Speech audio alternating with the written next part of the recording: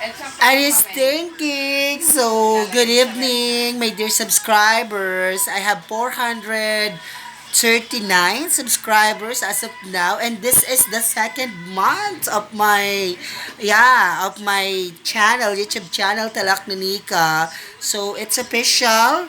Today, October 11, is the second monthsary of my channel. So, syempre dapat special ang aking video for this episode of mine, for this video blog of mine. So I have here with me the most controversial, the famous personality of SDO Calamba City, no other than the soon-to-be Dr. Eds de la Cruz. I'll show him to you. Charan! Oh, you wait. Okay. So, if you have questions, have them in your mind. You don't have the opportunity to ask him. So, I'll just ask him, okay? So, dear Dr. Eds, how's life? Dr. Eds, maybe Mr. Edison or Bezzy Eds. So, what can you say about regarding what's going on in our society? Fiercer and bolder. Oh, Piercer and Boulder. Why do you say so? Because of the people in the society. Oh, you become fiercer and bolder because of the people in the society. Really? Will you please will you please elaborate what you are saying about? Elaborate. Oh, go. What am I going to elaborate? Yeah, you elaborate. You tell us more about why you become fiercer and bolder. Because they seem to be powerful words, you know. So we would like to hear, I would like to hear for and definitely the viewers of my channel would like to know why you become fiercer and bolder. Will you please go over explaining those words to us? Why fiercer? Because I don't want them to be in the society. Oh, you don't want them to be in the society. Why bolder? Um, Maybe they will be bolder back. What can you say about the issue dealing with the master teachers that are living senior high school and throwing themselves into greener pasture compounds? Well, they are smart with the decision. Oh, so it's a smart decision leaving the Department of Arts and being in a Uh, greener pasture compound. because they follow their heart. They follow their heart. What could be, in your own perspective, what could be the very main reason why they're doing so? Maybe they have weighed the man many times before they come Oh, up with the decision. so maybe they were pushed of many instances. That's why. There's so many factors. Many factors. Will you please give at least one? Detrimental factors. Detrimental factors Maybe the stress in the work in the field, in workplace. the workplace. Oh, Toxic people, toxic boss. It's like that. But it's not good. I do believe that in the work field, whenever employees are not that happy, then meaning to say there's something wrong with the leadership. Am I correct? Yes, with the It's like system that. actually as a whole. Oh, with the system as a whole. Oh, yeah. I do believe because I read it from a magazine. It is not true that if you don't like the system, get out of the system. Yes, I even detest that saying because if there's something wrong with the system should be fixed. And That's mediocrity. yeah, and I do believe also that it's not good saying that if you do not like the system, then leave.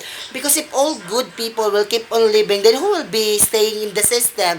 Those rotten ones? Not just rotten. What? Who There else? are actually 6 feet under. 6 feet under already, the living They deads. brought themselves there. The living dead. Oh, Yes. so meaning to say, They are meaning to not people say, anymore. they're not people anymore. They're animals. They are animals. No, more than that. More than animals. Oh, that's very, very, that's very, very, kind of unimaginable, unthinkable. So what else? So how about positive things in life? Because animals have hearts too. Ah yes, we are animals, the highest form. Animals have hearts, but since they're more than animals or other than animals, they don't have hearts. Oh, okay. So maybe they need to remind themselves. Or maybe do the reflective thinking. Actually, they're always reminded. They're just being Mm. close-minded. Actually, according to a text that I read, no, if you're really intelligent, then you must know how to reflect on things that are happening around you and think about what's going on and what's the best thing to do. Am I correct? Yes, but they don't understand this since they're foolish people. Ah, Polish people. Oh, that's it's very difficult to And deal with Polish it's people. very hard to explain yourself. It's a waste of time explaining yourself to foolish Oh, people. yeah, that's correct. And I agree with you regarding that matter. So, let's go. Let's be positive naman. Let's be positive about We're what. always positive naman. Yeah, we're positive, but I want to go on with your plans in life. What are your plans in life? Um, to limit my friends. To limit your friends, so you're going to unfriend some? Yes, including the vlogging. Including me, Unvlogging. the blogger. Oh, that's hot. That's exciting. Including the one vlogging me. Oh, so I'll be unfriended. So again, this is my second Monthsary. So this is a special edition. I'm having a heart-to-heart talk, a one-on-one, interview with the most controversial personality in the division of Columbus City, Mr. Addison de la Cruz. Always controversial. Yeah, always controversial since then until now, and in the coming days maybe. No, I don't think so. Ah, you didn't think so. Anyways, me too. I don't think so. No, I better be quiet. But I'm just having this video to to clarify things. But why are you going to be quiet? No, I'll just be quiet regarding some matter. How would they know what's going on? No, no, no, not that one. I'm always brave when it comes to such thing. That's why I'm well known. Now that I'm having, the spirit of Chris Aquino, that whenever I am being offered with a fight, then I'm giving a war. Am I correct? Yeah. Not war. What? World War? Yes. It's kind of Hindi interesting. naman. That's not what we are being Oh, nurtured. nurtured, yeah. So, anyways, anyways, It's like we are just putting our rants into writing. yeah, yeah, yeah, yeah. It's the best expression ever. Yeah, I do believe because that's our wall. In the first place, it's our wall. We have the liberty to, to tell whatever we want. No, anyways, I'm encouraging the students to post, to do the pre-writing, for it will develop them on to becoming good writers. Am I correct? Yes, that's freedom of expression. Yeah, that's correct. No. Anyways, if there are things that are needed to be appreciated, then we can always do that. Am I correct? Yes, because we are not expressing or writing something in the social media if we do not have any basis of truth. Yes, of course. We write based from the experiences that we are having. I do believe in that. Now, because that's the first, one of the strategies when it comes to writing. Am I correct? Writing the body, the introduction and the body of your speech. Am I correct? That's one of our lessons there, that we should write based from our experiences for we'll be making we'll be making our speeches unique. Am I correct? Yes, and We can every achieve opinion, uniqueness. every rant, or every self-expression in the social media is actually an eye-opener. That's the positive effect of that. Yeah, that's true. So it's an eye opener to what's really going on. Na? Because instead of reacting negatively to that, why not reflect from yourself? Yeah, that's true. I agree with you with that. Na, thumbs Kasi up, if you're two going thumbs to up. if you're going to react negatively on the rants or the social media or opinions of the people in the social media or the netizens, then definitely you are guilty of that. Yeah, but I do believe that if that's effective, na meaning to say you're able to compose it that good. No. So, anyways, we're just talking about the lessons that we had in our oral communication subjects because we're both teaching that subject. So that's how we We're teaching teach. argumentation, proper argumentation. Yes, proper argumentative. No, actually, that's the purpose is to inform, to persuade. No, we don't have the Yes. purpose of entertaining people. Na, but we just like to inform people regarding what's really going on. Am I correct? Yes. You see? You know what I have observed in every post that I will be making, there Yes. are, the like and the comments are, going down. Going? Going Going what? down. Going down? We're going down. Parang matagal na kayo na, What do you mean by it? parang matagal na kayo na mag-comment, matagal na mag-like or mag-heart ang post ko. Oh, Di so tulad what before, do you mean? di tulad before na pagka-post ko, ang dami agad. Sunod-sunod. Sunod ka aking Reactions, yeah, comments, reactions that you were getting way back then were really that intense. Were really that rapid when it comes to the number of those. But by now, it seems that from for an hour, parang dalawa. After 2 hours, ah, tuloy na dati. oh Tulad dati really? na every minute, marami na dati na.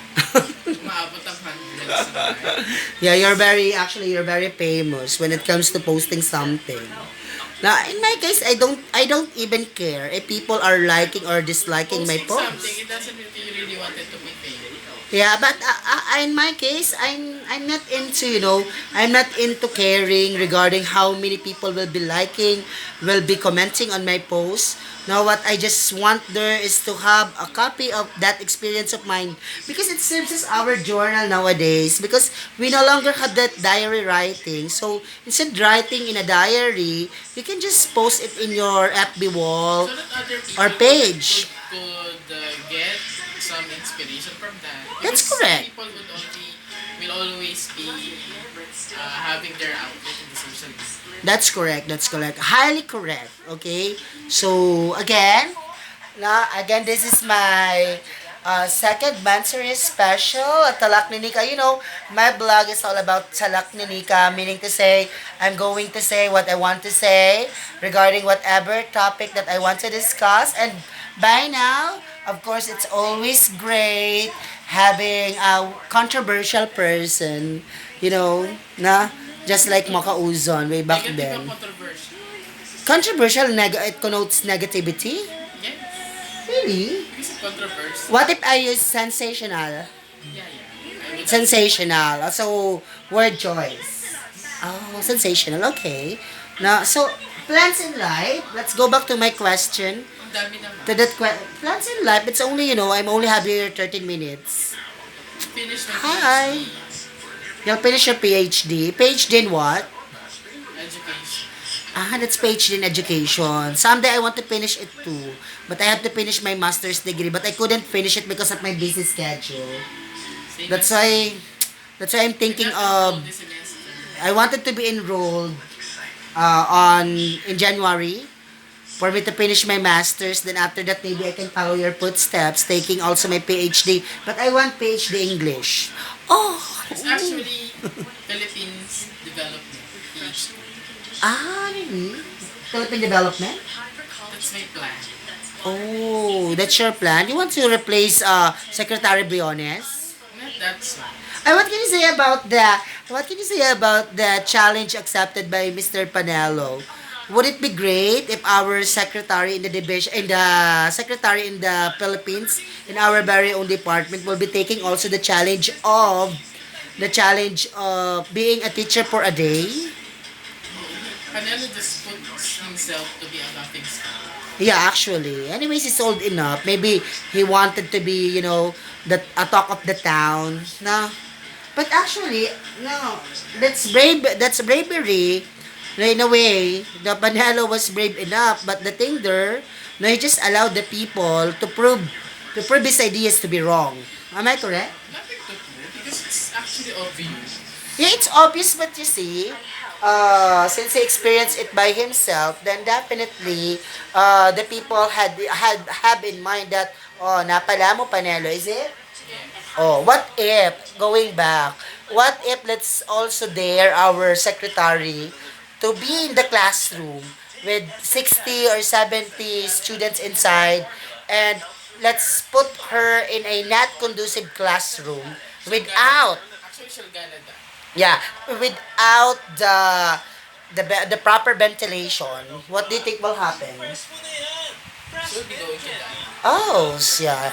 No, At so her age, yeah, at her age. So let's be considerate. Maybe let's not wait for that time to come, because I just read it from the social media from FB that there are, there are memes that Panelo took already the challenge. So why not? Why not? Why not invite the Secretary of Education and also Cynthia Villar, now being the head of agriculture, to be a farmer for 4 months. and to do Because research. yeah, to be a farmer performance. And to do So to do research. research regarding it. So that you will experience. Imagine it. Imagine you will be, you will be waking up that early. You will be preparing everything to plant that palay.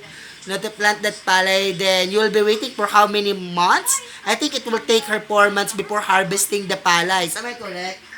Then Yes. after harvesting, you will just be receiving, is it ample amount? Ample. Ample amount of money, no, for 4 months of hard work and labor. So, it's always like that, putting yourselves in the shoes of others. Am I correct? Be That's, empathetic. yeah, that's one of the lessons in English 9, talking about valuing others and their circumstances. And you can be best at it by, by being empathetic. Am I correct? That term is Empathetic. empathetic. No, not just sympathetic, but empathetic. No, in the sense that you will be experiencing it by yourselves. No, how is it really? How is it? How is it? No, being experienced by others. No, is it? Am I correct? Actually, they have experienced that before. Oh, However, they are just, they're just forgetting. having blind eyes. Yes, they're They're, just forgetting their roots. yeah, so that's the thing there. So, there's something wrong. If there's something wrong, then it must be changed. Am I correct? Because their positions are in their heads, not in Hmm. their hearts. Okay, so before we finish, just like what Boy Abunda's doing, lights on, lights off. Lights on and off. Oh, on and off. Chocolate or what? Pizza. Chocolate. Chocolate. Tall or short? Well, it depends on the size. Oh, dark skin, fair skin, or white skin? White skin. I want reddish Good looking or someone has the appeal? with the appeal. Oh, even not good looking. Yes, yes. Okay. So what else? Um, what else? With or without? Both. Oh, both. So very, really taking Because the. I want to transform with to without. Ah, okay. So really a transformational one. So okay, I'll ask few words before I end this video blog of mine. Last few words. I'm beautiful no matter what they say. Oh yeah, that's true. Words can bring me. Will you please change it to we are beautiful no matter what they say, and words won't bring us down. Because I too Who's the agree with other? you. Me. Okay. My friend Because my friend forced me to do that.